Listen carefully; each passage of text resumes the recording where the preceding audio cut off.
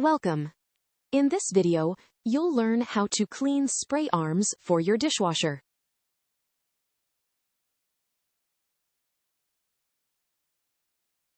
Begin by turning off the dishwasher to isolate power before handling internal components safely for safe and reliable operation.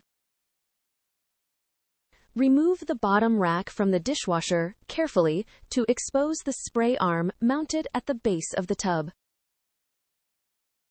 Remove the spray arm from its mounting position carefully to detach it from the hub for cleaning.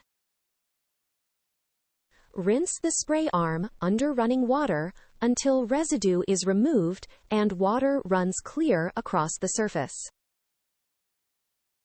Clear debris from the spray holes using a toothpick or soft brush completely to restore unobstructed flow through the component. Reinstall the spray arm into its original position on the mounting hub until it is securely seated. Finally, reinstall the bottom rack into the dishwasher to complete the cleaning process and restore normal operation.